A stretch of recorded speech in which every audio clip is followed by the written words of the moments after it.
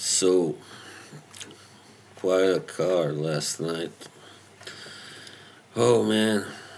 But yeah, there's still the same old problem persists. The judging, the corrupt judging. I'm really sick and tired of it. Nick Ball got robbed. There's no other truth. He got robbed last night, alright. And that guy, the judge who gave the fight to Vargas, I recognize that name. That he has been in the game for a long time now.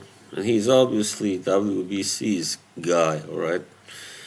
He's in their pocket. No other way about it. And these guys that are paid by WBC just to make sure, because it is a Mexican organization, right? It's based in Mexico, and Vargas is Mexican. So it's a simple mathematics. There's no other truth. He lost at least 6 rounds for sure, probably even 7. He got dropped twice legally, and still somehow. I mean, that means this judge gave him 8 rounds. No effing way did he win 8 rounds. Come on. By doing what? Just this with those long arms of his, those telegraph punches. Yeah, he did throw and land rather many punches, but he never hurt. I mean, never seemed to hurt Ball. While Ball hurt him quite many times actually. He had him down. He had him shaken in the 8th round, and yeah, he had him down in the 11th also. So and in the 12th he was also the more active guy. He won that round too.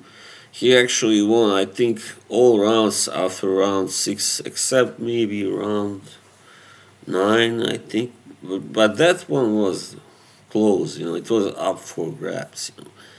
Could have gone to either guy, or maybe it was an even round. I don't know. But no effing way did Vargas win. Like 7 or 8 rounds. No. You can't say that. Can't say. And even if he had won 7, you still can't give him the fucking fight, man. Then it's a draw because he got knocked down twice, right? But yeah, it wasn't a draw. I don't think so. Ball earned the fight because he was the aggressor. He was the guy who scored the 2 knockdowns. He had Vargas hurt more than once. He was never hurt really. Maybe one body shot that there was in the later rounds that kind of seemed to shake him a little bit, but he kept coming forward. And just kudos, I mean, all credit to Ball because so much shorter, and he was taking on a world-class opponent, a champion who had some serious wins on his resume also. But yeah, he just was the better man. And Vargas, he did nothing really special last night. That's the problem. I hate it when people escape like that when they shouldn't have, gotten even a draw. But that's judging today. Like it's terrible. It's even worse than it used to be, like 20 years ago. So what can you do? And Israel Madrimov, holy crap, was he impressive? Oh man, he just dismantled a guy who was 25-0 coming in and who had some good wins also. A technically sound guy, Kurbanov, and wow. Even he didn't complain about the stoppage. He was obviously hurt. I mean, the way that Madrimov throws those punches, oh man. You don't even see them coming. I mean, Kurbanov hardly saw them coming. Those left and right hooks, man. Wow, just amazing. I think he will be a major player at 154. And I can't wait to see him fight people like Tim Tszyu or, Jermel Charlo maybe if he stays at that division. or somebody else. There are others as well. Right now, it slips my mind, but anyway, yeah, just wow, amazing. 5 round stoppage. I don't think anybody could have expected that. Pretty much, maybe Madrim was trainer, maybe Joel Diaz, and what a great trainer to have also. Yeah. So Madrimov really was dominant. He won now the I don't know which title it was. I forgot. Maybe WBA, WBC. I don't. But yeah, he's on a really good run now, Madrimov, and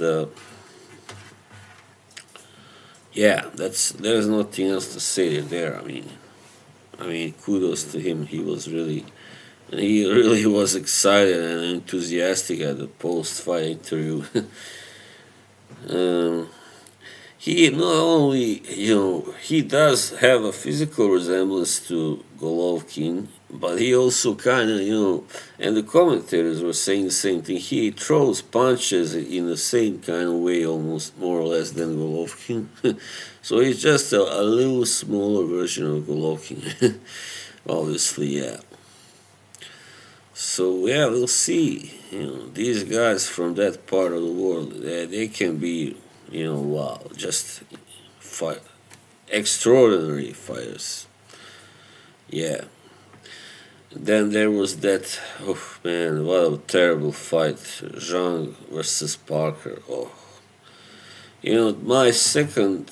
I said there were two ways it could go. It went the other way. Parker won because Zhang did nothing really. I mean, he started out well. He dropped Parker in the third round. It was a great left hook or straight left, I believe. But I mean, what was he doing? How can you just, if this is the fight of your life, the most important fight, and you just stand there and like you are like meditating, what you're, guy, dude, you have an iron chin. Throw. You should not be fucking afraid to throw. Then, especially, even if you get countered, so what? You will not get knocked out for sure. So, man, he didn't throw even in the last fucking seconds of the fight. He just stood there and like some dancing big bear, What the fuck was that? I mean, they were comparing him to George Foreman, but I don't think George Foreman ever did that. He always would throw enough punches. He never just stood there, and especially after dropping a fighter. I mean, I think he could have stopped and should have stopped Parker in the fourth round had he followed up, but he just fucking did nothing. He let Parker come back and establish himself, and then it's hard, it's hard to, of course, to score a knockout. And yeah, Parker did a lot of ducking. I didn't like that either, But once again, Parker gets a victory over a guy who didn't even try. I mean, you might say, except for those two knockdowns.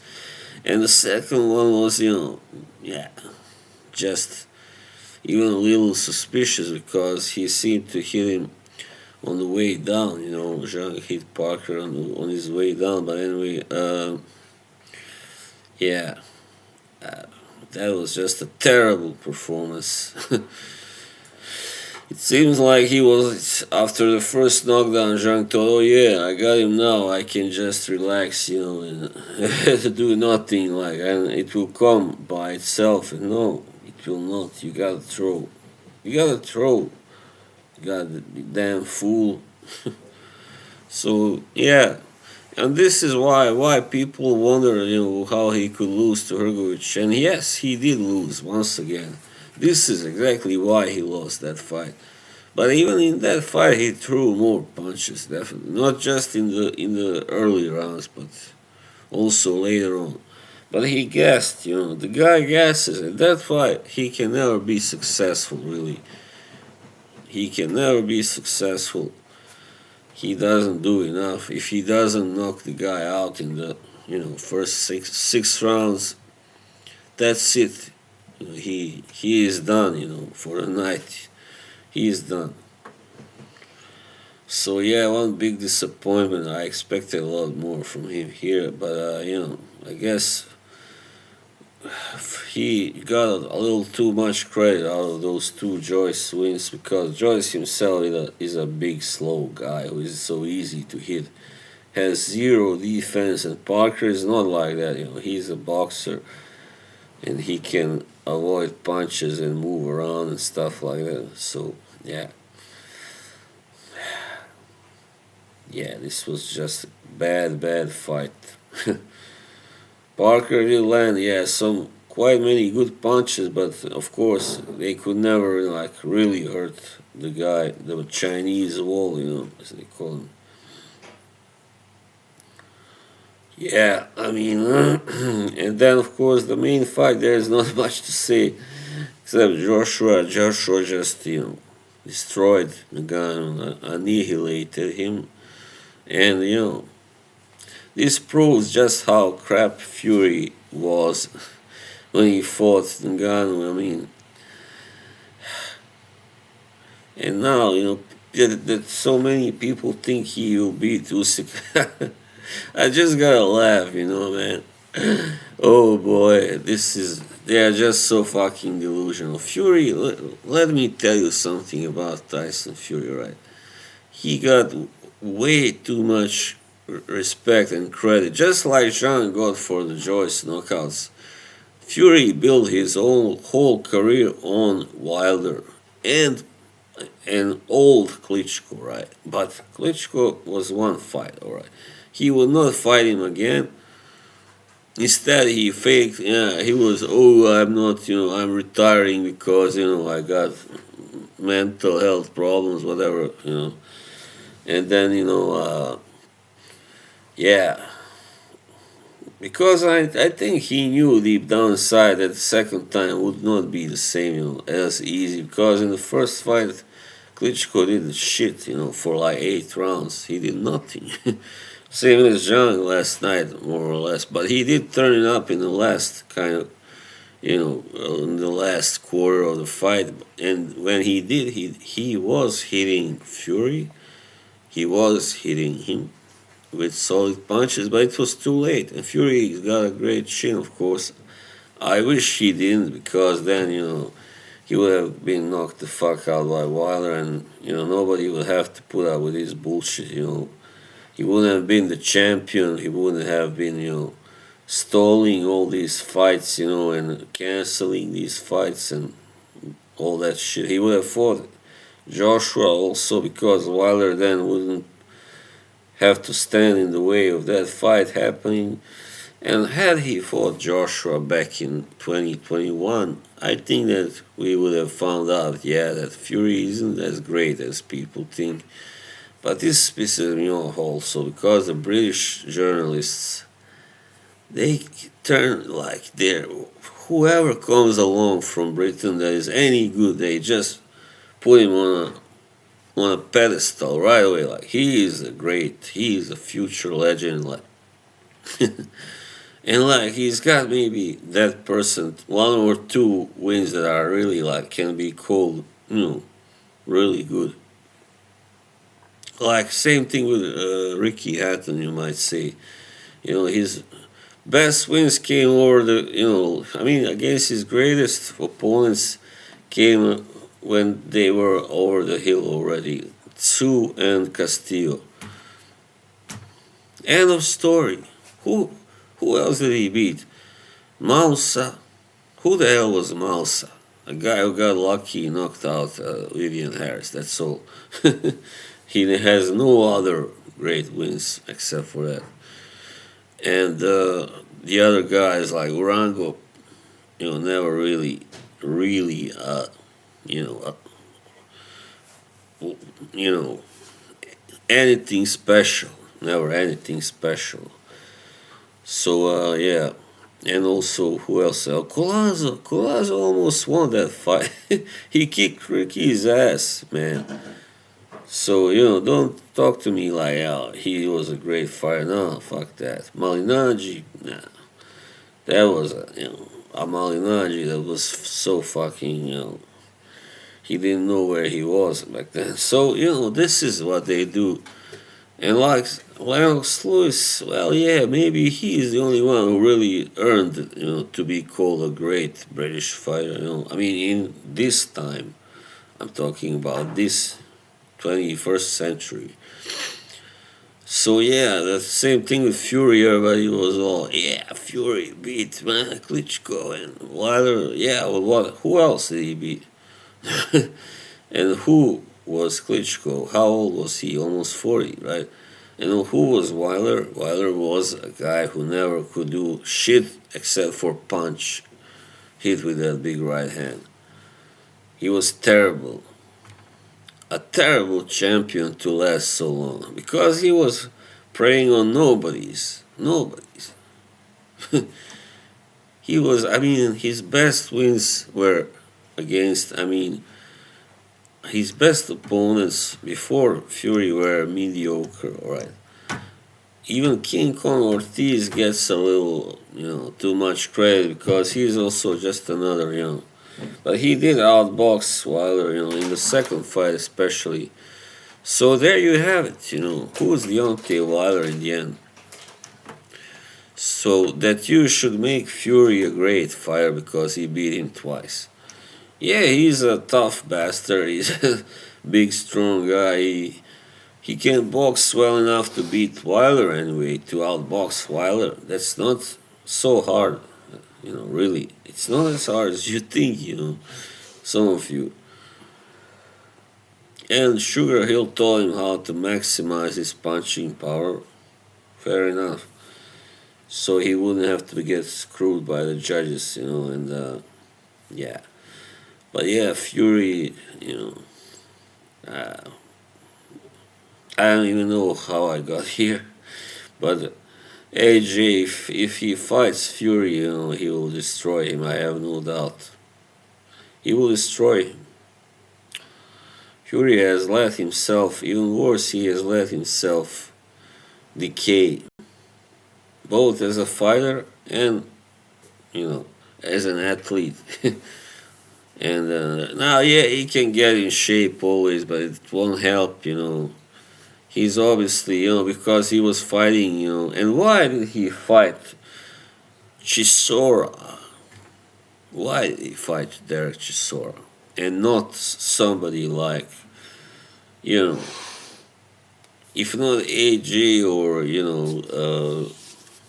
well, he could have fought Parker, let's see. Why not Parker instead of Chisora or White? Well, alright, Dillian White was, kind of highly rated back then and all that. Fair enough. But Chisora, come on, man. Yeah, so anyway, I don't want to make this a video about Fury, but I think it's just appalling how much credit he has been given by those British guys. It really is, yeah. I don't know.